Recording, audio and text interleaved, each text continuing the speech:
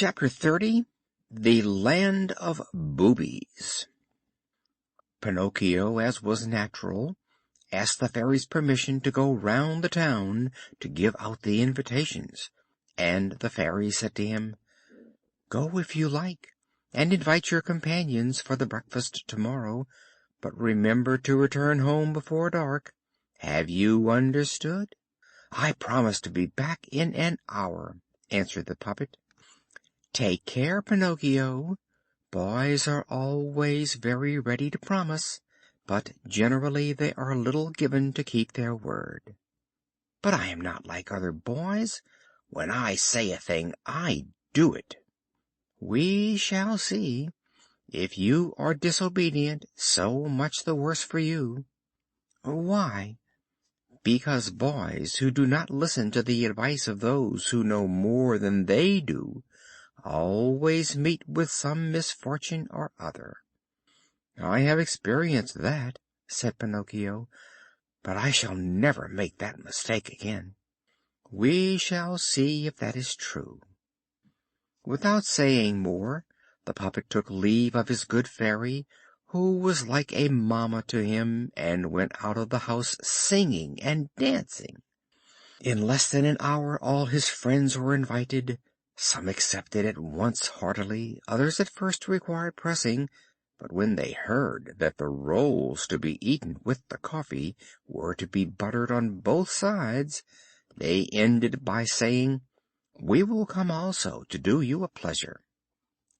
Now I must tell you that amongst Pinocchio's friends and schoolfellows there was one that he greatly preferred and was very fond of.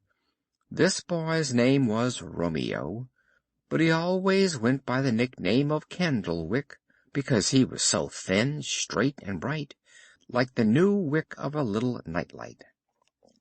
Candlewick was the laziest and the naughtiest boy in the school, but Pinocchio was devoted to him. He had indeed gone at once to his house to invite him to breakfast, but he had not found him. He returned a second time, but Candlewick was not there. He went a third time, but it was in vain. Where could he search for him? He looked here, there, and everywhere, and at last he saw him hiding on the porch of a peasant's cottage. "What are you doing there?" asked Pinocchio, coming up to him. "I am waiting for midnight to start away." "And where are you going?" "I am going to live in a country, the most delightful country in the world, a real land of sweetmeats." "And what is it called?" "It is called the Land of Boobies. Why do you not come too?" "I? No, never." "You are wrong, Pinocchio. If you do not come, you will repent it. Where could you find a better country for us boys? There are no schools there. There are no masters. There are no books. In that delightful land nobody ever studies. On Saturday there is never school, and every week consists of 6 Saturdays and 1 Sunday. Only think, the autumn holidays begin on the 1st of January and finish on the last day of December. That is the country for me. That is what all civilized countries should be like." "But how are the days spent in the Land of Boobies?" "They are spent in play and amusement from morning till night. When night comes you go to bed, and recommence the same life in the morning. What do you think of it?" Said Pinocchio, and he shook his head slightly, as much as to say, "That is a life that I would also willingly lead." "Well, will you go with me? Yes or no? Resolve quickly." "No, no, no, and again no. I promised my good fairy to become a well-conducted boy, and I will keep my word. And as I see that the sun is setting, I must leave you at once and run away. Good-bye, and a pleasant journey to you." "Where are you rushing off to in such a hurry?" "Home.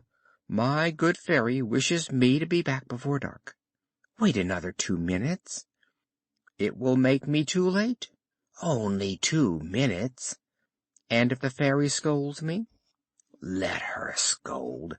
When she has scolded well, she will hold her tongue," said that rascal Candlewick. "And what are you going to do? Are you going alone or with companions?" "Alone, indeed not. There will be more than 100 boys." "And do you make the journey on foot?" "A coach will pass by shortly, which is to take me to that happy country." "What would I not give for the coach to pass by now!" "Why?" "That I might see you all start together." "Stay here a little longer, and you will see us." "No, no, I must go home." "Wait another 2 minutes." "I have already delayed too long. The fairy will be anxious about me." "Poor fairy! Is she afraid that the bats will eat you?" "But now," continued Pinocchio, "are you really certain that there are no schools in that country?" "Not even the shadow of one." "And no masters either?" "Not one." "And no one is ever made to study?" "Never, never, never." "What a delightful country!" said Pinocchio, his mouth watering. "What a delightful country! I've never been there, but I can quite imagine it." "Why will you not come also?" "It is useless to tempt me. I promised my good fairy to become a sensible boy, and I will not break my word." "Good bye, then, and give my compliments to all the boys at school, if you meet them in the street." "Good bye, Candlewick. A pleasant journey to you. Amuse yourself, and think sometimes of your friends." Thus saying, the puppet made 2 steps to go, but then stopped, and turning to his friend, he inquired, "But are you quite certain that in that country all the weeks consist of 6 Saturdays and 1 Sunday?" "Most certainly." "But do you know for certain that the holidays begin on the 1st of January and finish on the last day of December?" "Assuredly." "What a delightful country!" repeated Pinocchio, looking enchanted. Then, with a resolute air, he added in a great hurry, "This time really good bye, and a pleasant journey to you." "Good bye." "When do you start?" "Shortly." "What a pity! If really it wanted only an hour to the time of your start, I should almost be tempted to wait." "And the fairy?" "It is already late. If I return home an hour sooner or later, it will be all the same." "Poor Pinocchio! And if the fairy scolds you?" "I must have patience. I will let her scold. When she has scolded well, she will hold her tongue." In the meantime, night had come on, and it was quite dark. Suddenly they saw in the distance a small light moving, and they heard a noise of talking and the sound of a trumpet, but so small and feeble that it resembled the hum of a mosquito. "Here it is!" shouted Candlewick, jumping to his feet. "What is it?" asked Pinocchio in a whisper. "It is the coach coming to take me. Now will you come, yes or no?" "But is it really true," asked the puppet, "that in that country boys are never obliged to study?" "Never, never, never." "What a delightful country! What a delightful country! What a delightful country!" Chapter 30